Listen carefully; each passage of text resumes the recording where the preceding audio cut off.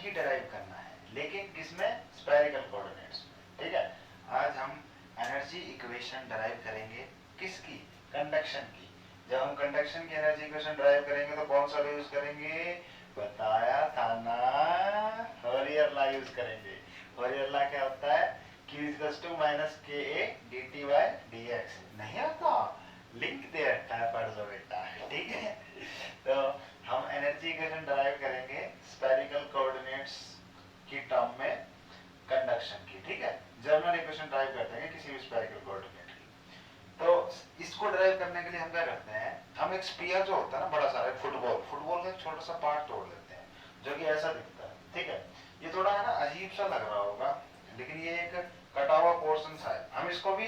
जैसे सिलिंड्रिकल को इससे समझा था ना, ऐसे ही इसका भी इसी से समझाऊंगा। आप जब सिंपल कार्टेशियन कोऑर्डिनेट के लिए जर्नल इक्वेशन जब आप डिराइव करते हैं कंडक्शन की, तो आप क्या यूज करते हो, क्यूब की आपको डायमेंशंस पता होती है, dx dy dz। ऐसे ही है ना, आपको बिल्कुल सिंपल तरीके से अपने दिमाग में ये चलाना है कि इसकी एक डायमेंशन dr है, एक r इंटू डी थीटा और एक है r sin theta d phi. इसके तीन डायमेंशन है, जैसे dx dy dz होती है ना क्यूब की डायमेंशन, x y और z एक्सिस कह रहा हूँ, ऐसे ही इसकी डायमेंशन है dr r d थीटा और r sin theta d phi. ठीक है, तो इसका एरिया वॉल्यूम कितना आएगा इसका ये बताओ पहले, वॉल्यूम कितना आएगा, तीनों डायमेंशन की multiply. Yes yes exactly, dr into r d theta into r sin theta d phi, यही आएगा। ठीक है, ये तो मेरे समझ में आ गया। अब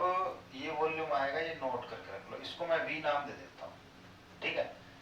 लेकिन अब जो कंसेप्ट पढ़ाने जा रहा हूँ, कंसेप्ट आपको क्या याद रखना है कि मैं इसमें कैसे एनर्जी बैलेंस लगाऊंगा, मुझे इसके ऊपर एनर्जी बैलेंस लगाना है, उसी से मेरी क्या निकल कर आएगी, एनर्जी इक्वेशन जर्नल कंडक्शन की। ठीक है, जैसे मान लो आपके पास एक सिलेंडर है।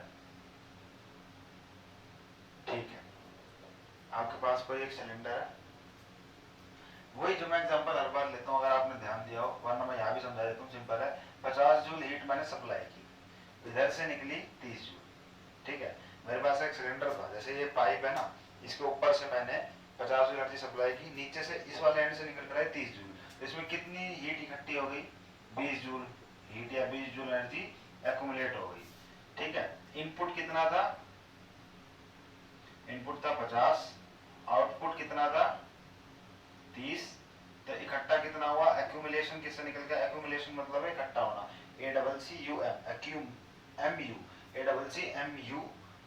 ए double C accu, A double C U M U L A T I O N, accumulation, accumulation मतलब इकट्ठा होना, एक्यूमुलेशन बोल लो या एब्जॉर्ब बोल लो, एक ही बात है। ठीक है,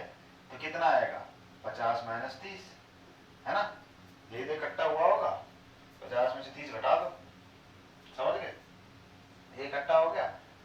लेकिन अब मैं ये कह रहा हूँ कि इसके अंदर मैंने ना एक हीटर रख दिया, इसके अंदर मैंने एक हीटर रख दिया। ठीक है, उससे उससे क्या, हीटर क्या करता है, हीट जनरेट करता है। ये मान लो 30 जूल हीट जनरेट कर रहा है, तो अब मैंने 50 भेजी, 30 निकल गई, तो इसमें टोटल एनर्जी कितनी स्टोर हुई, बताना एक बार, टोटल एनर्जी कितनी स्टोर हुई। स्टोर्ड एनर्जी किसकी, एक तो जो जनरेट हो रही है उसके इक्वल आएगा, जनरेट कितनी हो रही है 30 जूल, और जो इकट्ठी हो रही है, जो एब्जॉर्ब हो रही है 30 और 20 50, यानी स्टोर्ड एनर्जी किसकी इक्वल आएगी, स्टोर्ड एनर्जी इक्वल आएगी जो एब्जॉर्ब हो रही है प्लस जो जनरेट हो रही है, इसी के इक्वल आएगी। और यही मेरा एनर्जी बैलेंस है। क्या एनर्जी बैलेंस है कि stored energy is equals to में एब्जॉर्ब एनर्जी या एक्यूमुलेशन एनर्जी प्लस में जनरेट एनर्जी। ठीक है, मुझे ये तीन टर्म्स फाइंड करनी है, अगर ये तीन टर्म्स मैंने फाइंड कर लेना तो मेरी जर्नल एनर्जी इक्वेशन निकल कर आ जाएगी। मेरे को ये वॉल्यूम याद रखनी है, v इतनी है, D R r D theta are sine theta D phi, आगे पीछे टर्म्स में लिख सकता हूँ, और ये एनर्जी बैलेंस रखना याद रखना, स्टोर्ड एनर्जी इक्वल्स टू में एक्यूमुलेशन प्लस जनरेशन। और मैं बिना देरी किए आगे की तरफ बढ़ रहा हूँ, कदम अपने आगे बढ़ाता चला जा, सदा प्रेम के गीत गाता चला जा। सुना है, नहीं सुना तो आज सुन लो, क्या बुराई है। Stored energy equals to accumulation plus generation. सबसे पहले मैं जनरेशन पे काम करता हूँ, ये जनरेशन कौन सी चल रही है, है ना, कुछ ऐसे ही होता है ना generation, 7th generation, 10th generation, अब तो शायद 12th जनरेशन आ गई, नहीं 10th है। तो जनरेशन पे काम करना है मुझे बेटा। जनरेशन क्या है कि कितनी एनर्जी हीटर प्रोड्यूस कर रहा है। एक तरह से मैंने मान लिया कि Q dash G energy generate कर रहा है heater, energy generated per unit volume per unit time. मैं समझाता हूँ इसको, energy generated per unit volume per unit time, per unit volume per unit time, per unit time. इसका मतलब क्या है कि इसका मतलब है QG किस चीज का नाम है? QG नाम है, जैसे कि मैं मान लो ऐसा यूनिट मान रहा हूँ कि मीटर सेंटीमीटर नहीं मान रहा, मीटर में मान रहा हूँ, ठीक है चीज। तो मैं कहूंगा 1 मीटर क्यूब वॉल्यूम में जो स्फीयर है पूरा, उसकी वॉल्यूम कुछ भी हो, लेकिन उसकी 1 मीटर क्यूब वॉल्यूम में 1 सेकंड में जो हीट जनरेट हो रही है वो QG डैश है। अगर मैं सेंटीमीटर वाली बात करूँ तो मैं कहूंगा 1 सेंटीमीटर क्यूब वॉल्यूम में, स्फीयर के 1 सेंटीमीटर क्यूब वॉल्यूम में 1 सेकंड में जो हीट जनरेट हो रही है वो QG डैश है, ठीक है। 1 मीटर की वॉल्यूम में 1 सेकंड में जो हीट जनरेट हो रही है वो QG डैश है, या 1 सेंटीमीटर की वॉल्यूम में 1 सेकंड में जो हीट जनरेट हो रही है वो QG डैश है, या 1 फुट की वॉल्यूम में 1 सेकंड में जो हीट जनरेट हो रही है वो QG डैश है। तो समझ में आएगा QG डैश क्या है? तो मैं काम करता हूँ अब इसको निकालने पे, ठीक है। मैंने मान लिया एक वॉल्यूम में जो हीट जनरेट हो रही है, एक वॉल्यूम में जो हीट जनरेट हो रही है वह QG डैश। तो मेरे पास वॉल्यूम कितनी है, टोटल ये है, वॉल्यूम कितनी है मेरे पास, V वॉल्यूम है, V की वैल्यू है ना dr into R D theta into are sine theta D phi, यहाँ लिखी थी। एक वॉल्यूम में इतनी हीट जनरेट हो रही है, मुझे तो V वॉल्यूम पे काम करना है, तो V वॉल्यूम में कितनी हीट जनरेट होगी, V इंटू QG। अरे एक पेन 10 रुपए का है, 2 पेन 20 रुपए के होंगे, 2 से मल्टीप्लाई कर दो, यहाँ 10 आता ना, एक पेन 10 रुपए का, ये 10 है, 2 पेन कितने के, 2 से मल्टीप्लाई कर दो 10 को, 20 रुपए का। समझ गए? हाँ, लेकिन अभी जो टाइम का खेल भी है ये जो हीट जनरेट हो रही है V वॉल्यूम में, ये 1 सेकंड में जनरेट हो रही है। 1 सेकंड में V वॉल्यूम में जो 1 वॉल्यूम में हीट इतनी जनरेट हुई, 1 सेकंड में V वॉल्यूम में इतनी हीट जनरेट हुई। मैं छोटा सा टाइम ले लेता हूँ क्योंकि डायमेंशन भी मैंने छठी छठी छठी छठी ली है, छठी छठी, ठीक है। तो डी टाउ सेकंड में V वॉल्यूम के अंदर कितनी हीट जनरेट होगी, V QG dash into d tau. अरे नहीं आया क्या, समझ लो फिर से भाई, 1 सेकंड के अंदर एक वॉल्यूम में हीट जनरेट हो रही है QG डैश, ठीक है। 1 सेकंड में ही V वॉल्यूम में इतनी हीट जनरेट हो रही है, ठीक है। तो डी टाउ सेकंड में कितनी होगी, 1 सेकंड में इतनी हीट जनरेट हो रही है, डी टाउ सेकंड में कितनी हीट जनरेट होगी, डी टाउ से मल्टीप्लाई कर दो, ये टाउ है टाउ, ऐसे टाउ, टाउ ने टाउ, सीएस वाला टाउ। तो ये क्या आ गया, ये एनर्जी जो जनरेट हो रही है वो निकल कर आ गई, मतलब ये टर्म तो सिमट गई। जी क्या आ गया, simply V into QG dash into d tau, QG dash as it is, d tau as it is, बस V की वैल्यू याद रखना, V की वैल्यू क्या आएगी, R dr R d theta into में R sin theta d phi. तो एक टर्म तो हमने पसार ली, छट्टी छट्टी छट्टी छट्टी काम करेंगे, इन नंबर निपटा देंगे, ठीक है। तो अब तो उड़ा देंगे इनके। अब स्टोर्ड पे काम करते हैं, स्टोर्ड एनर्जी। स्टोर्ड एनर्जी किसकी कॉल आएगी ये समझना है। स्टोर्ड एनर्जी मैं एक कंसेप्ट समझाता हूँ। सबसे पहले इंटरनल एनर्जी क्या होती है, सबने सुना है इंटरनल एनर्जी। इंटरनल एनर्जी अगर आपने नहीं सुना तो आज सुन लो, इसमें बुराई क्या है। इंटरनल एनर्जी का कंसेप्ट क्या है, इंटरनल एनर्जी का कंसेप्ट ये है, वो एनर्जी, जैसे मान लो आपके पास ये मार्कर है, इस मार्कर को बनाने में कुछ ना कुछ एनर्जी लगी होगी ना, तो इस मार्कर को बनाने में जो एनर्जी लगी वो इसकी इंटरनल एनर्जी है। It is the energy required to create a system from nowhere. जैसे आपके पास एक फुटबॉल है, उस फुटबॉल को बनाने में एनर्जी तो खर्च हुई होगी ना, सिलाई करने में, ट्यूब लगाने में, उसमें अच्छे तरीके से एक वो कवर चढ़ाने में ट्यूब के ऊपर, तो वो जो एनर्जी खर्च हुई है ना वो इंटरनल एनर्जी है उसकी। हर बॉडी के पास इंटरनल एनर्जी होती है। तो एक बॉडी को बनाने में जो एनर्जी यूज होती है, एक बॉडी को बनाने में जो एनर्जी खर्च करनी पड़ती है ना, वही उस बॉडी की इंटरनल एनर्जी होती है, ठीक है। ये बात समझ में आ गई, मतलब हर एक बॉडी के पास इंटरनल एनर्जी होती है कुछ ना कुछ। जब ये मेरे पास ये सिलेंडर था, ठीक है, जब ये सिलेंडर बनाया गया होगा तो इसमें कुछ ना कुछ एनर्जी खर्च हुई होगी और वही इसकी इंटरनल एनर्जी रही होगी। इसकी इंटरनल एनर्जी कुछ ना कुछ रही होगी 10 जूल मान लो, इसको बनाने में एनर्जी खर्च हुई 10 जूल, तो इसकी इंटरनल एनर्जी 10 जूल हो गई। अब मैंने इसमें दो काम और कर दिए जबरदस्ती, मैंने कहा नहीं मैं तो करूंगा, एक आधा नंबर कर, मैंने कहा मैं तो करूंगा। क्या करा मैंने 50 जूल एनर्जी उठाई इसमें भेज दी, यहाँ से निकली 30 जूल, इसमें 20 जूल एनर्जी रह गई। फिर मैंने इसमें 30 जूल एनर्जी हीटर के थ्रू जनरेट भी कर दी। अब इसके पास कितनी एनर्जी और आ गई, पहले 10 थी, पहले इसके पास टोटल एनर्जी 10 थी, टोटल एनर्जी कितनी आ गई 10 तो है ही है, साथ के साथ 30 जो प्रोड्यूस हुई और 20 जो एब्जॉर्ब हुई, तो कितनी आ गई 60 हो गई। तो इंटरनल तो इसमें एनर्जी स्टोर्ड कितनी हुई, इसकी एनर्जी अब 10 से 60 हो गई, स्टोर्ड कितनी हुई बताना जरा मुझे। स्टोर्ड एनर्जी कैसे निकालूंगा, U2 माइनस U1, 60 माइनस 10 ये होगी 50 जूल। 50 जूल एनर्जी तो स्टोर करवाई है मैंने 30 हीटर से और 20 एक्यूमुलेट करवा के। मतलब अगर मुझे ये पता लगाना है कि कितनी एनर्जी स्टोर्ड हुई है, कितनी एनर्जी स्टोर्ड हुई है, तो मैं ये पता लगा लेता हूँ उसकी इंटरनल एनर्जी कितनी चेंज हुई है। चेंज इन इंटरनल एनर्जी किसके इक्वल आ जाएगा, देखो पहले इसके पास 10 जूल एनर्जी थी, लेकिन थोड़ी देर बाद ये सारा काम करने के बाद इसके पास 60 जूल एनर्जी हो गई, तो चेंज कितनी हुई एनर्जी 50 जूल, और हमने स्टोर कितनी करवाई थी 50 जूल करवाई थी 30 हीटर से और 20 एब्जॉर्ब करवा के। यानी मैं ये कहना चाह रहा हूँ कि जो स्टोर्ड एनर्जी आएगी ना वो चेंज इन इंटरनल एनर्जी के बराबर आएगी, और चेंज इन इंटरनल एनर्जी क्या होती है mCp delta T, mCp delta T. ठीक है होता है बेटा, ये होता है चेंज इन इंटरनल एनर्जी, और चेंज इन इंटरनल एनर्जी ही किसके को लाएगा स्टोर्ड एनर्जी के। समझ गए कंसेप्ट, चलो फिर मैं लिख देता हूँ, यानी मुझे mCp डेल्टा टी से काम चलाना है, ठीक है। आज तो जीने की तमन्ना है, अच्छा कौन सी तमन्ना, क्या की तमन्ना है, तो एस बेटा किसके को लाएगा स्टोर्ड एनर्जी इक्वल्स टू में चेंज इन इंटरनल एनर्जी, और ये आएगा mCp डेल्टा टी। ठीक है, तो मैं इसको कर्ल टी लिख देता हूँ, चेंज इन टेम्परेचर लिखना है ना। अब मैं इसको क्या कर रहा हूँ डी टाउ से कर्ल टाउ से मल्टीप्लाई और कर्ल टाउ से डिवाइड, ठीक है।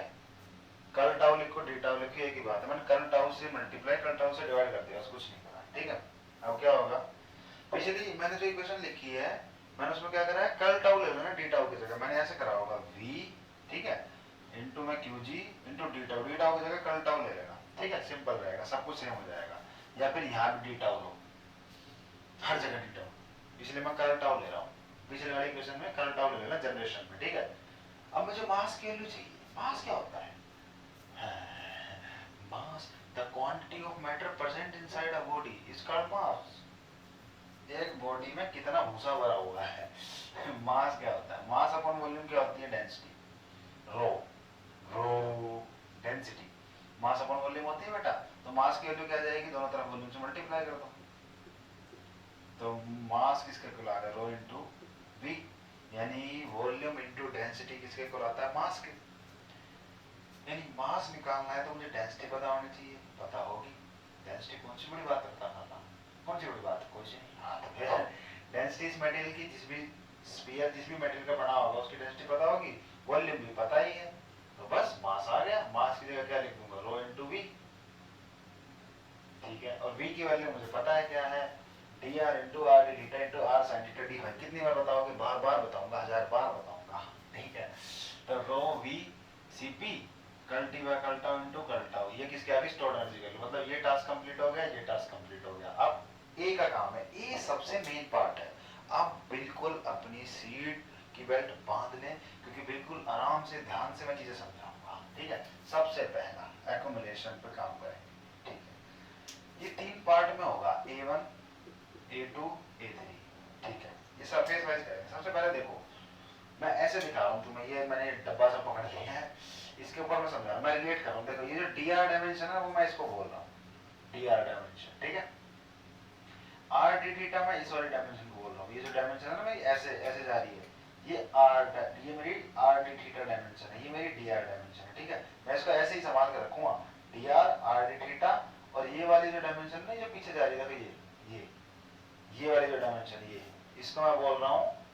r sin theta d phi. देखो ये dr बेटा, ये नीचे वाली ये r d थीटा, ये r sin theta d phi, ठीक है। अब मैं एरिया, देखो इसमें 6 फेस है, एक तो सरफेस ये है, एक सरफेस इसके जस्ट अपोजिट है ये वाला, ठीक है, एक सरफेस ये है और एक सरफेस ये है जहां से मैंने पकड़ रखा है, ठीक है, एक सरफेस नीचे है और ऊपर से भी ये बंद होता है, एक सरफेस ऊपर है, तो इसमें 6 सरफेस है, 6 सरफेस को मैं 3 भाग में तोड़ूंगा। अब मैं क्या कह रहा हूँ ये देखो सबसे पहले ये वाला पार्ट उठा लेते हैं, ठीक है, ये डायरेक्शन, इसमें यहाँ जो हीट जा रही है ना मैंने इसको Q1 मान लिया, Q1, ठीक है, ये हीट अब्जॉर्व कर रहा है Q1, मतलब मैं ये कहना चाह रहा हूँ जैसे मेरे पास ये सिलेंडर नहीं था बेटा, ये सिलेंडर था, इसमें इस फेस से हीट जा रही थी और इस फेस से हीट निकल रही थी, तो मैं यहाँ भी यही कह रहा हूँ कि इस वाले सरफेस से हीट जा रही है और पीछे वाले सरफेस से इससे हीट निकल रही है, ठीक है। अगर यहाँ से 50 गई, यहाँ से 30 निकली, मतलब 20 इकट्ठी होगी ना, 20 अब्जॉर्व कर ली, वो मैं निकालूंगा कि कितनी अब्जॉर्व की है, ये मतलब है एक्यूमुलेशन या अब्जॉर्व, कितनी हीट अब्जॉर्व कर रहा है वो निकालूंगा मैं, ठीक है। तो मैं मेरे को पता नहीं है यहाँ कितनी हीट अब्जॉर्व हुई है, मेरे को ये लगता है कि हीट यहाँ से आई है तो अब्जॉर्व हुई है, फोरियर लॉ से निकाल लेता हूँ कितनी हीट अब्जॉर्व हुई होगी और फिर वहां से निकाल लूंगा टेलर सीरीज लगा के। जो मैं कहना चाह रहा हूँ मैं लिखता हूँ, जो ये पहला सरफेस है, पहले बताओ इसकी एक तो ये डायमेंशन है, एक ये डायमेंशन है ना, कितनी हीट अब्जॉर्व करेगा क्यू, मैंने मान लिया ये Q1 हीट अब्जॉर्व कर रहा है, फर्स्ट फेज जो है ना, फर्स्ट फेज में इनपुट जो जा रहा है, फर्स्ट फेज में जो इनपुट जा रहा है वो कितना जा रहा है Q1 माइनस के एरिया लेंगे, area into d t by, या कर्ल टी ले लेता हूँ, curl T by curl x, लेकिन एक्स नहीं लेना है, हाँ फोरियर लॉ क्या कहता है मैं थोड़ा सा बता देता हूँ। जैसे मान लो इन दोनों के बीच का टेम्परेचर डिफरेंस, जैसे मान लो ये तो सरफेस है बेटा, मैं थोड़ा सा ढंग से समझाता हूँ,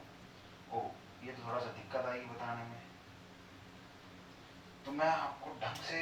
किसी और चीज के थ्रू समझाने की कोशिश करता हूँ, जस्ट ठीक है, जैसे छोटे बच्चों की कॉपी होती है ना, ऐसी मेरे पास एक कॉपी है, ठीक है। तो देखो बेटा इस फेस से हीट गई, ठीक है, इस फेस से हीट गई और यहाँ से निकली, ये जो फेस है, जैसे मान हाँ, तो यहाँ से यहाँ तक हीट गई ना, तो हीट कितनी थी क्यू हीट किसके को लाएगी के इंटू एरिया, एरिया किसका लेंगे, ये जो सरफेस है ना, जैसे छोटा सा ये जो बिल्कुल ये दिख रहा है आपको, ये इसका एरिया लेंगे क्योंकि इस ही सरफेस से हीट जा रही है, के ए डी टी, दोनों के बीच का टेम्परेचर डिफरेंस, नीचे किससे डिवाइड करेंगे, इन दोनों के बीच का जो गैप है, ये जो ये लाइन है ना, ये लाइन ही तो इनके बीच का गैप है, तो इससे डिवाइड करेंगे। ऐसे ही मान लो अगर मैं आपसे कहूँ कोई और चीज उठा के, जैसे कि मेरे पास ये है, इसी के तो समझाता हूँ कि मान लो ऐसे दिखा रहा हूँ, यहाँ से हीट गई, यहाँ से निकली, तो क्या करूंगा Q इज इक्वल टू के एरिया लूंगा इस सरफेस का, ये दोनों सरफेस सेम से होते हैं तो इसका एरिया लूंगा, ठीक है। अभी तो आपको नहीं लग रहे होंगे क्योंकि ये छोटे बड़े हैं, लेकिन जब जिस पे हम फोरियर लगाते हैं वो एक बराबर होते हैं, माइनस के ए डी टी किससे डिवाइड करूंगा, इन दोनों सरफेस के बीच का जो गैप है, ये जो गैप है ना, ये इससे डिवाइड करूंगा, ठीक है। तो अब जब मैं इस वाले फेस पर लगा रहा हूँ फोरियर लॉ, तो एरिया इस फेस का ले लेता हूँ, जब उस फेस करने की बात है, एरिया कितना आएगा, दिस डायमेंशन इनटू दिस, यानी D R into R D theta, और डिवाइड किससे करूंगा, टी को चेंज इन टेम्परेचर किससे डिवाइड करूंगा, इन दोनों, इस सरफेस और इसके जस्ट अपोजिट सरफेस के बीच के डिस्टेंस से, इस सरफेस और इसके जस्ट अपोजिट सरफेस के बीच का डिस्टेंस, वो क्या है, ये वाली लाइन, ये जो लाइन है, एक सरफेस ये है और इसके जस्ट अपोजिट यहाँ पे सरफेस है, इस वाले सरफेस जो अंदर की तरफ बन रहा है और इस वाले सरफेस, इसके बीच का डिस्टेंस ये है r sin theta d phi, इसे डिवाइड कर दूंगा, एरिया क्या आएगा dr into r d theta, और डिवाइड किससे करूंगा r sin theta d phi, ये कर्ल फाई लिख लो, ठीक है, r sin theta curl phi, समझ गए, इसे डिवाइड कर दिया Q1 को, ये पहले फेस की हीट आ गई। अब मुझे इसके जस्ट अपोजिट फेस की हीट चाहिए, उसके लिए मैं टेलर सीरीज लगाऊंगा। टेलर सीरीज कैसे लगाते हैं मैं दोबारा बता रहा हूँ, ये तो इनपुट हीट है, इससे हीट निकली होगी तो उससे आउटपुट निकालेंगे, ठीक है, 50 जूल दी 30 निकल गई, अब मुझे कितना कैसे पता लगा कितनी इकट्ठी हुई, इनपुट में से आउटपुट घटा दूंगा, 50 में से 30 घटा दूंगा, मेरे को पता लग जाएगा 20 इकट्ठी हुई है, बस। तो वहां पे कितनी, जैसे मान लो कोई फंक्शन है, मैं समझा रहा हूँ बार बार यूज करूंगा, कोई फंक्शन है यहाँ पर, अभी समझ लो, बाकी जो दो केस आएंगे ना, ये A1 निकाल रहा हूँ अभी मैं सिर्फ, A2 A3 में यूज करूंगा, वहां पे भी यूज होगा, ये F1 है मान लो, और यहाँ पे किसी फंक्शन का F2, मान लो F1x आपको पता है कितना है, लेकिन F2x नहीं पता, और इन दोनों के बीच का डिस्टेंस है dx, तो F2x कैसे निकालोगे, F2x किसके इक्वल आता है बेटा, इनिशियल वैल्यू, फंक्शन की इनिशियल वैल्यू कितनी है F1x, प्लस इनिशियल वैल्यू का डिफरेंशिएशन। क्या करा मैंने, initial value plus initial value का डिफरेंशिएशन। किसके रिस्पेक्ट में करूंगा डिफरेंशिएशन, जिस डायरेक्शन में जा रहा हूं उस डायरेक्शन के रिस्पेक्ट में। अगर मैं एक्स डायरेक्शन में जा रहा हूं तो एक्स के रिस्पेक्ट में, अगर मैं जेड डायरेक्शन में जा रहा हूं तो जेड के रिस्पेक्ट में, अगर मैं आर डायरेक्शन में जा रहा हूं तो आर के रिस्पेक्ट में। इनटू में मल्टीप्लाई किससे करूंगा, मल्टीप्लाई करूंगा जितने डिस्टेंस के बाद मुझे फंक्शन की वैल्यू चाहिए। मुझे dx डिस्टेंस के बाद फंक्शन की वैल्यू चाहिए, इसलिए dx से मल्टीप्लाई करूंगा। क्या कहा मैंने, कैसे निकलेगा, f2x इक्वल्स टू में फंक्शन की इनिशियल वैल्यू प्लस में इनिशियल वैल्यू का डिफरेंशिएशन उस डायरेक्शन के रिस्पेक्ट में जिस डायरेक्शन में मैं जा रहा हूँ, इनटू में जितने डिस्टेंस के बाद मुझे फंक्शन की वैल्यू चाहिए उससे मल्टीप्लाई। ठीक है, तो ये कंसेप्ट अब मैं Q1 पे लगाऊंगा और दूसरे फेज का आउटपुट निकाल लूंगा। ठीक है, मैं क्या करूंगा, मैं मुझे दिख रहा है साफ साफ कि भाई इस वाले फेज से हीट Q1 अंदर जा रही है, तो उस वाले से कितनी निकलेगी। क्या करूंगा, इस वाले फेज से बेटा Q1 हीट अंदर गई, तो इसके जस्ट अपोजिट वाला जो ये फेज है इससे कितनी हीट निकलेगी, Q1 प्लस में, मतलब वहां तक हीट की वैल्यू कितनी होगी, हीट की वैल्यू कितनी, Q1 प्लस में Q1 का डिफरेंशिएशन। डिफरेंशिएशन किसके रिस्पेक्ट में करूंगा, जिस डायरेक्शन में जा रहा हूं मैं, इस डायरेक्शन में जा रहा हूं आगे, इस वाली डायरेक्शन में आगे, और इस डायमेंशन में इस डायरेक्शन का नाम क्या है, r sin theta d phi. इसके रिस्पेक्ट में डिफरेंशिएशन करूंगा, इनटू में कितने डिस्टेंस के बाद मुझे फंक्शन की वैल्यू चाहिए, इतने डिस्टेंस का वैल्यू चाहिए r sin theta d phi, इसी से मल्टीप्लाई करता हूं। दोबारा समझाओ, देखो बेटा ये पहला फेज है, इसके जस्ट अपोजिट दूसरा फेज होगा, जैसे कि क्यूब है, जैसे कि मान लो ये मेरा हाथ है, ये पहला फेज है, ये वाला जो है ना, ये उंगलियां ऐसे ऐसे बंद है, ये पहला फेज है, और ये वाला दूसरा फेज, ये जो मेरे हाथ आपको दिख रहा है यहाँ पे, यहाँ पे Q1 हीट है, यहाँ पे मुझे हीट निकालनी है, ये जस्ट अपोजिट फेस है, तो मैं क्या करूंगा, इस वाले सरफेस की हीट क्या आएगी, इसकी हीट जो थी प्लस में इसकी हीट का डिफरेंशिएशन। डिफरेंशिएशन किसके रिस्पेक्ट में करूंगा, जिस डायरेक्शन में जा रहा हूँ मैं, इस वाले डायरेक्शन में जा रहा हूँ, देखिए मेरी उंगली ऐसे मुड़ी हुई है ना, ये वाली, इस डायरेक्शन में जा रहा हूँ, इसके रिस्पेक्ट में डिफरेंशिएशन करूंगा, इनटू में उतने डिस्टेंस से मल्टीप्लाई करूंगा जितने डिस्टेंस के बाद मुझे मेरा दूसरा फेस आ रहा है, जितने डिस्टेंस के बाद मुझे Q1 की वैल्यू चाहिए। तो इतने डिस्टेंस के बाद ही तो मुझे फंक्शन की वैल्यू चाहिए, जिसके रिस्पेक्ट में डिफरेंशिएशन कर रहा हूँ ना, उसी से मल्टीप्लाई कर दूंगा, सिंपल। तो Q1 Q2 क्या है, आउटपुट क्या आएगा, आउटपुट आएगा Q2। लेकिन मुझे ये बात याद रखनी है कि फोरियर लॉ जो होता है ना, फोरियर लॉ मुझे देता है माइनस के dt बाई dx, ये हीट नहीं देता, ये रेट ऑफ हीट देता है, यानी ये हीट डिवाइडेड बाय टाइम देता है। लेकिन मुझे क्या चाहिए, heat. Fourier law rate of heat flow देता है, हीट नहीं देता, लेकिन मुझे हीट चाहिए। तो मैं क्या करूंगा, मैं कुछ नहीं करूंगा, दोनों तरफ यहाँ डी टाउ से मल्टीप्लाई कर दूंगा, मान लूंगा इसके नीचे था टाइम था और उस टाइम से मैंने यहाँ मल्टीप्लाई कर दी, ये मेरे पास हीट अपॉन टाइम आएगा। अगर मैं उसको टाइम से मल्टीप्लाई कर दूं तो टाइम से टाइम कट नहीं जाएगा, देखो जूल अपॉन टाइम, और मैंने इसको टाइम से ही मल्टीप्लाई कर दिया, टाइम से टाइम कट गया तो सिर्फ जूल जूल बचा, मुझे सिर्फ हीट चाहिए। और मुझे कितने टाइम के लिए हीट चाहिए, डी टाउ टाइम के लिए, छोटे से टाइम के लिए हीट चाहिए ना, तो मैंने छोटे से टाइम से बस मल्टीप्लाई कर दी, छोटे से टाइम से मल्टीप्लाई करूंगा वो कट जाएगा। ठीक है, तो यहाँ पे मैं क्या लिख दूंगा, छोटा सा टाइम। ठीक है, यहाँ पे कितनी वैल्यू है Q2 की, Q1 प्लस में Q1 का डिफरेंशिएशन किसके रिस्पेक्ट में करूंगा, r sin theta d phi. ठीक है, कर्ल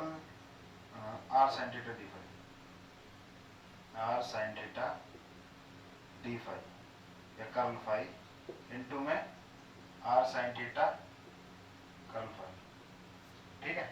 इससे मैं मल्टीप्लाई करूंगा और इसी से डिवाइड कर दूंगा एक तरह से। ये बात समझ में आ गई।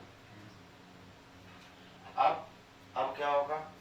ये मेरा इनपुट है, ये आउटपुट है, 50 जूल ये है जो मैंने डाला, 30 जूल जो निकल कर आया, इकट्ठा कितना हुआ 50 माइनस 30, यानी मैं Q1 में से Q2 घटा दूंगा तो मुझे पता चल जाएगा कि पहले फेज की तरफ कितनी हीट इकट्ठी हुई। इस डायरेक्शन में जो मेरी ये वाली डायरेक्शन है, फाई वाली डायरेक्शन है, इसको मैं फाई डायरेक्शन बोल रहा हूँ,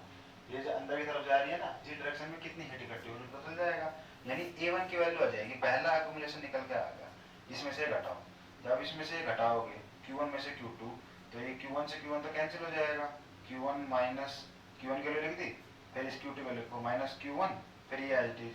Q1 आएगा माइनस कर्ल Q1 अपॉन में r sin theta curl phi into में r sin theta d phi लिख दो इसको, यहाँ पे d आता है। ठीक है, ये क्या होगा, Q1 से Q1 कट गया, ये बच गया, minus curl Q1 by r sin theta curl phi और r sin theta d phi. ठीक है, यहाँ पे डी फाई लिखा जाता है और नीचे कर्ल लिखा जाता है, इसे लिखा। तो ये मेरे पास एक्यूमुलेशन आ गया पहला। Q1 की वैल्यू मुझे पता है ये है, इसको मैं कहीं साइड में लिख देता हूँ, इसका मैं ऊपर लिख दूँ सबसे, आप देख लो। चलो मैं एक बार लिख के देखता हूँ, आपको दिख जाए तो। माइनस कर्ल, माइनस आगे साइन लगाना, minus curl by are sine theta curl phi into में K1 इंटू में r sine theta D phi, और Q1 की वैल्यू कितनी है, minus K D R into R D theta, r D theta d theta लिखते हैं, into में curl T bye same चीज, बस इंटू में डी टाउ आ जाएगा या कर्ल टाउ आ जाएगा, ठीक है। हाँ बस ये मेरी पहला एक्यूमुलेशन आ गया, ये A1 की वैल्यू है। ऐसे मैं A2 निकालूंगा, A3 निकालूंगा, बस मेरा काम खत्म हो जाएगा इसी में।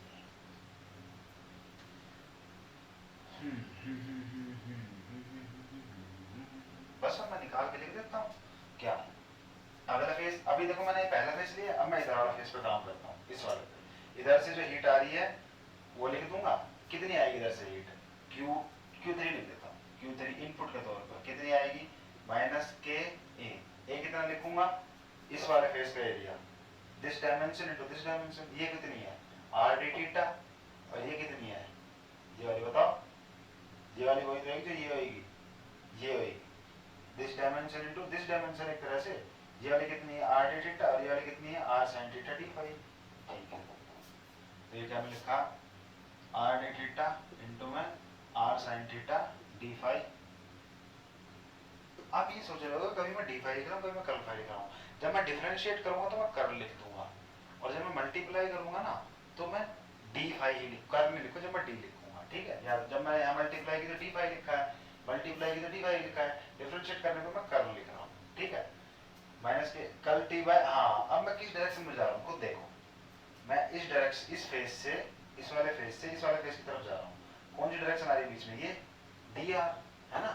इस वाले फेस से, इससे जो पीछे वाला फेस है उससे आगे वाले फेस की तरफ आ रहा हूँ, तो ये चीज पढ़ रहे हैं डी आर, तो इसके लिए डिफरेंशिएट करूंगा, curl R into curl R से डिफरेंशिएट कर दिया, डी टाउ से मल्टीप्लाई कर देता हूँ, या कर्ल टाउ से मल्टीप्लाई कर देता हूँ, क्योंकि मुझे तो हीट का रेट नहीं चाहिए, हीट चाहिए, तो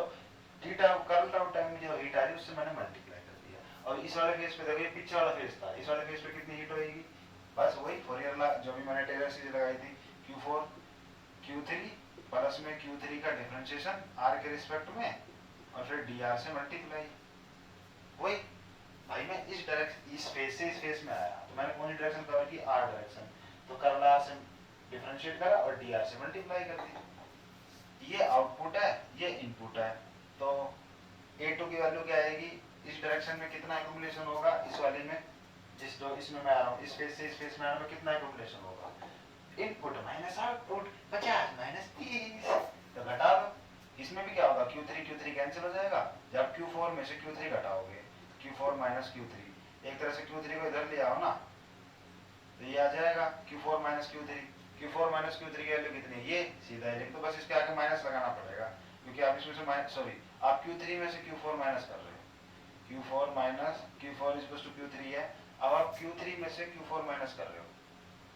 ठीक है। Q3 minus input minus output करना है ना, तो कुछ मत करो, इसको उधर ले जाओ और इसको इधर ले जाओ, समझ में नहीं आ रहा, सीधा लिख दो यार, Q3 लिखो, इसमें से Q4 क्या लिख दो, Q4 क्या ये है minus Q3 minus curl by curl R Q3 into में डी आर, ये Q3 से Q3 कैंसिल, ये आ गया माइनस साइन के साथ दूसरा एक्यूमुलेशन। अब मैं दूसरा एक्यूमुलेशन यहाँ लिख दूँ,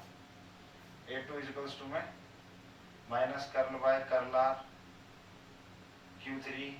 dr, और Q3 की वैल्यू क्या है वो भी लिख देता हूँ, Q3 की वैल्यू है minus K R D theta are sine theta D phi, ऐसे मैं अंदाजे से लिखता दूंगा सारी चीजें, curl T by curl R D tau, ठीक है। अच्छा यहाँ मैं एक खेल अभी खेल नहीं रहा है ना, चलो वो मैं लास्ट में खेलूंगा, हाँ वो मैं लास्ट में ही खेलूंगा, ठीक है, या फिर भाभी खेल, चल मैं बाद में खेलूंगा वो खेल। अब जो मेरा अगला बचा है,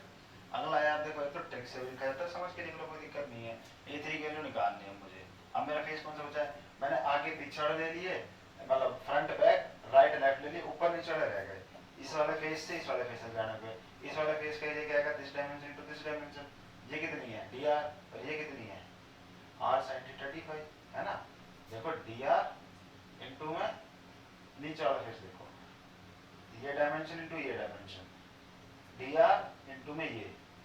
डायमेंशन कितनी आएगी R sine theta D phi. तो क्यू फाइव की वैल्यू क्या आएगी माइनस के एरिया की value D are into are sine theta D phi. देखो अब ये दोनों चीज आ गई ना, तो तीसरी बच क्या आ गई, तीसरी बच ये गई, इसके रिस्पेक्ट में डिफरेंशिएशन कर दो आप,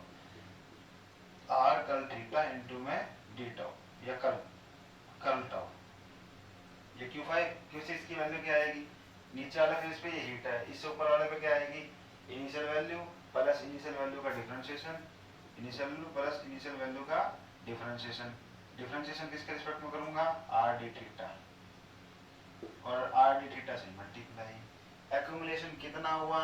इनपुट माइनस आउटपुट, 50 में से 30 घटा दो, कर दो वही Q5 minus Q6, Q5 minus Q6 करोगे वही बचेगा, ले देंगे क्या ये चीज बचेगी minus curl by R curl theta Q5 R D theta, और Q5 के लिए लिखी हुई, ठीक है क्या D are R sine theta D five into curl T by R D theta curl tau. बस टोटल एक्यूमुलेशन कितना आएगा A1 plus A2 plus A3, जोड़ दो टोटल एक्यूमुलेशन निकालो। चलो टोटल एक्यूमुलेशन के लिए तीनों को जोड़ दूंगा, एक बार मैं इसकी वैल्यू लिख लेता हूँ साइड में,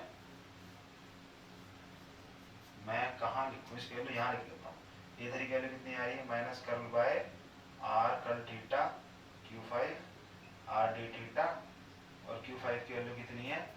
minus K D R R sine theta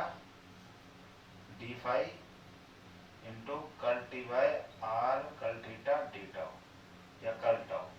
ठीक है। एक मिनट ये सारा चीज आपको दिख रहा है नहीं दिख रहा, अरे काते ही चकाचौंध की तरह दिख रहा है। बस मैंने कुछ नहीं करा, अब मेरे को टोटल एक्यूमुलेशन निकालना है। अब इसका खेल तो पूरा हो गया, चल भाई दबाओ तो, इतनी देर से भोंदू बन के बैठा हुआ है। अब मुझे टोटल एक्यूमुलेशन निकालना है। ओ तेरी ये क्या हुआ, कुछ नहीं, इसकी वैल्यू क्या आएगी Q3 की वैल्यू में क्या है R D theta are sine theta D phi, curl R से मल्टीप्लाई है, ये क्या है A2 की वैल्यू क्या आएगी भाई, यही तो आएगी। बस इतना झंझट का है, बस यहाँ डी आर से हाँ बिल्कुल सही, कोई दिक्कत होगा। बस अब मैं इन तीनों को जोड़ रहा हूँ, टोटल एक्यूमुलेशन कितना आएगा A1 plus A2 plus A3, तो इन तीनों को जोड़ दूं टोटल एक्यूमुलेशन के लिए, जोड़ना शुरू करो। पहले इसको लिख दो minus curl by are sine theta curl phi, इसमें जो Q1 है ना उस इंटू में Q1 की वैल्यू डाल दो ये वाली, ठीक है minus K D R r D theta, और ये क्या है हाँ कर्ल टी बाय ये नीचे वाली value R sine theta curl phi, ये कुछ नहीं Q1 की वैल्यू डाली है मैंने, ठीक है इंटू में डी टाउ या कर्ल टाउ, ये तो लिख दिया मैंने, ये लिख दिया और Q1 लिख दिया, मल्टीप्लाई में लिख देता हूँ R sine theta D phi, ठीक है ये चीज हो गई। अब प्लस में ये वाली वैल्यू देखो, अब ये माइनस से माइनस कैंसिल हो जाएगा, तो इस माइनस को हटा दूं और इसको हटा दूं, ठीक है। अब प्लस में A2 की वैल्यू ये है, ठीक है। इसमें भी जब मैं डालूंगा देखो, चलो मैं पहले लिख देता हूँ ऐसे minus curl by curl R Q3 की वैल्यू डाल देता हूँ, Q3 की वैल्यू ये माइनस के माइनस से माइनस कैंसिल हो गया ना, तो माइनस लिखने की जरूरत नहीं है, K R D theta into are sine theta D five into में curl T by curl R D tau या कर्ल टाउ, ये आ गई आपकी, इंटू में डी आर और लिखना है बाहर, है ना डी आर और लिखना पड़ेगा ना बाहर, डी आर और लिखना पड़ेगा प्लस, अब ये जोड़ दो, ठीक है। अब इसका कोई वजूद नहीं है, इन दोनों को तो मिटा दो,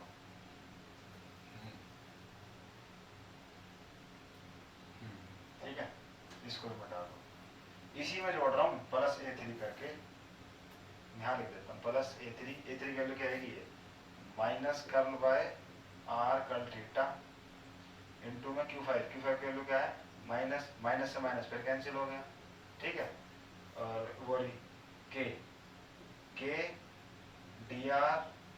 are sine theta D phi, D are into are sine theta आएगा, आर है यहाँ पे देखो, K D R into are sine theta D phi curl T upon में R curl theta into curl tau, into में क्या आएगा यही आर डी थीटा, ये आ गया टोटल एक्यूमुलेशन।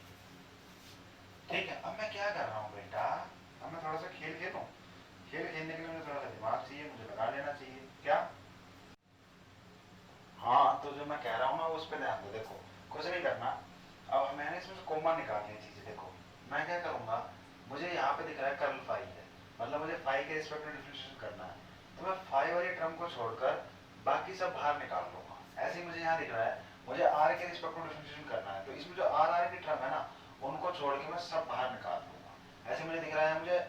थीटा के रिस्पेक्ट में डिफरेंशिएशन करना है, आर तो खाम खाम है, थीटा के रिस्पेक्ट में करना है, तो थीटा की टर्म को छोड़कर बाकी सब बाहर निकाल लूंगा। तो देखो मैं यहाँ यही करा, मैंने क्या करा, देखो फाई के रिस्पेक्ट में करना है तो के बाहर निकल जाएगा, डी आर बाहर निकल जाएगा, आर निकल जाएगा, डी थीटा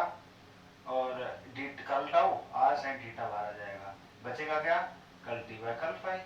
वही लिख दिया मैंने curl T by curl phi, बाकी सब बाहर आ गए। ये भी ये चीज लिख दिया पीछे वाला, आर से आर स्क्वायर हो गया, साइन से साइन थीटा स्क्वायर हो गया, ठीक है, बाकी सब बाहर आ गया। अब देखो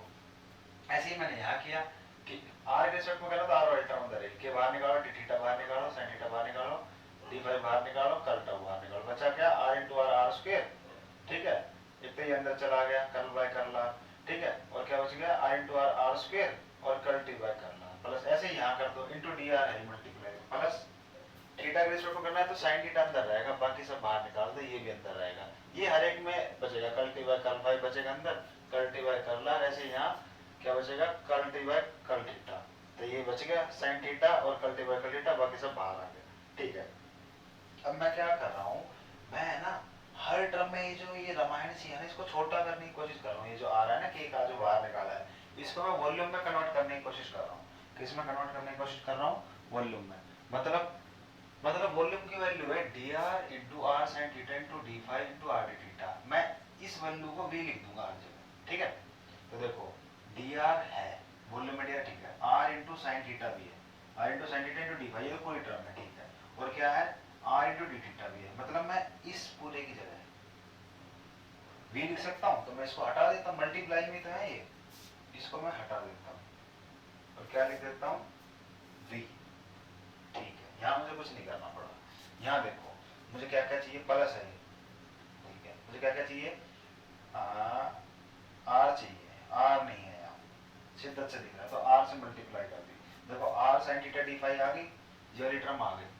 आर डी थीटा और चाहिए, डी आर है लेकिन आर डी थीटा चाहिए, डी थीटा तो है, मैंने आर से मल्टीप्लाई करा तो आर से डिवाइड भी करना पड़ेगा, और एक और आर चाहिए, तो फिर आर से डिवाइड आर से मल्टीप्लाई, तो आर स्क्वायर आ गया, आर डी थीटा बन गया, R sine theta D phi बन गया और डी आर बन गया, काट दो, भी लिख दो इसकी जगह वी कर्ल टाउ, ऐसे यहाँ करना है। देखो यहाँ पे साइन थीटा ही नहीं है, डी आर है, आर डी फाई है पर साइन थीटा नहीं, तो साइन थीटा से मैं मल्टीप्लाई कर देता हूँ और साइन थीटा से मैं डिवाइड कर देता हूँ, ठीक है, और क्या चाहिए मुझे डी आर है, R D phi sine theta है और आर डी थीटा चाहिए, आर डी थीटा ये पूरा बन गया, बस इसकी जगह मैं क्या लिख दूंगा वी, यानी मेरे पास आ गया के वी कर्ल टाउ, तो ये एक्यूमुलेशन आ गया ये पूरा, और एक्यूमुलेशन प्लस जनरेशन इसको स्टोर्ड था, मेरे पास एक्यूमुलेशन आ चुका है। अब मैं क्या करूंगा, एक्यूमुलेशन में क्या जोड़ देता हूँ, एक्यूमुलेशन में क्या जोड़ना है बस मुझे जनरेशन, जनरेशन की वैल्यू क्या है ये V Q G dash into curl tau is equals to किसके लिखूंगा एक्यूमुलेशन प्लस जनरेशन, अब इसको हटा दो इज इक्वल्स टू को, बस सीधा लिख दीजिए एक्यूमुलेशन था, accumulation plus generation is equals to किसका है स्टोर्ड के, स्टोर्ड क्या है curl V C P, curl V C P curl T by curl tau into curl tau, curl T by curl tau into curl tau, देखो हर जगह से क्या कैंसिल हो रहा है वी वी वी वी और वी, इसलिए मैंने वी बनाया था, ठीक है, और curl tau curl tau curl tau curl tau, ये चीजें बच गई, अब ये लिख लो, ठीक है। अब हर जगह ना काम करो के से और डिवाइड कर दो, के से के और इसको भी, देखो ये भी कट गया इसका डेटा के के, तो यहाँ क्या बचेगा, देखो के से के कट गया, के से के कट गया, के से के कट गया। अब जो बच गया ना वो मैं ऊपर लिख रहा हूँ, जो जो बचा है बस, ये खत्म हो गई है अपनी एनर्जी इक्वेशन। ड्राइव करती है हमने, क्या करती है, ड्राइव। लिख दो, यहाँ क्या बचा, v भी कट गया, ये भी कट गया, ये बचा 1 में R square sine square theta, R square sine square theta, curl by curl phi, curl T by curl phi, plus ये आ जाएगा 1/r square curl by curl R square curl T by curl R, ठीक है, plus ये वाली term आ जाएगी, ठीक है, 1/r square sine theta curl by curl theta sine theta curl T by curl theta, plus में ये वाली टर्म आ जाएगी क्यूजी अपॉन के, क्यूजी डैश अपॉन में के इज इक्वल्स टू किसके है, इसके रो सीपी अपॉन के। मेरे को पता है मैं क्या लिखा है बेटा, मैं तो लिख ही सकता हूँ curl T by curl tau, बस ये आ गई एनर्जी इक्वेशन, यानी कि दी एंड। लेकिन अभी एक चीज और कर रहा हूँ कि रो सीपी अपॉन के को क्या लिखते हैं, सबको पता है। देखो ये एक टर्म होती है बेटा थर्मल डिफ्यूजिविटी, ये होती है थर्मल डिफ्यूजिविटी, ये होती है thermal conductivity upon thermal capacity, ये होती है थर्मल कंडक्टिविटी के, थर्मल कैपेसिटी होती है ये, ठीक है। इसकी वैल्यू होती है अल्फा, इसको पलटना जरा, इसके नीचे 1 है तो 1/अल्फा आ जाएगा, और ये उल्टा आ जाएगा रो सीपी अपॉन के, यानी रो सीपी अपॉन के को मैं 1/अल्फा लिख सकता हूँ, यहाँ लिख देता हूँ फिर 1/अल्फा। ये मेरी इक्वेशन है, ये मेरी स्फेरिकल क्वाड्रेटिक इक्वेशन है, ठीक है। अगर मुझे 1D में लिखनी है ना ये इक्वेशन, अगर मैं कहूँ मेरी स्टेडी स्टेट आ गई, इसका मतलब टाइम के रिस्पेक्ट में डेरिवेटिव 0 हो जाएगा, ये टर्म 0 हो जाएगी। अगर स्टेडी स्टेट आ गई ना तो ये टर्म हटा दूंगा। मैं कहूँ जनरेशन भी नहीं हो रहा, हीट जनरेट नहीं, तो ये टर्म भी हटा दूंगा, इस तरफ 0 आ जाएगा। फिर मैं कहूँ मुझे 1D में लिखना है, 1D में लिखना हो तो ये टर्म हटा देता हूँ और ये टर्म हटा देता हूँ, सिर्फ ये रहने देता हूँ, यानी ये चीज सिर्फ 0 के इक्वल है। समझ गए? वैसे तो एनर्जी इक्वेशन वो थी जो मैंने लिखी थी, लेकिन उसमें कंडीशन लगाऊं स्टेडी स्टेट तो मैं अल्फा वाली टर्म हटा दूंगा टेंपरेचर वाली, मैं कहूँ जनरेट नहीं हो रही तो क्यूजी वाली टर्म हटा दूंगा, मैं कहूँ 1D में लिखना हूँ तो सिर्फ आर वाली रहना, तो बाकी दोनों हटा दो। या फिर ऐसा कर सकते हो, जो 3 टर्म बच रही है ना 1 2 3 एक्यूमुलेशन की, उनमें से कोई सी भी 2 हटा दो। जनरली ये लिखते हैं क्योंकि इससे बाकी भी ड्राइव हो सकती है। तो आई होप आपको ये वीडियो समझ में आई होगी, समझ में आई हो तो लाइक करना, क्योंकि ये बिल्कुल अच्छा सा टॉपिक था, प्यारा सा, थोड़ा सा मेहनत की जरूरत है, इसको प्रैक्टिस की जरूरत है। लाइक करना, शेयर करना और सब्सक्राइब करना चैनल को। अगर नहीं हो तो और किसी टॉपिक वीडियो बनानी है तो कमेंट करके बता दें।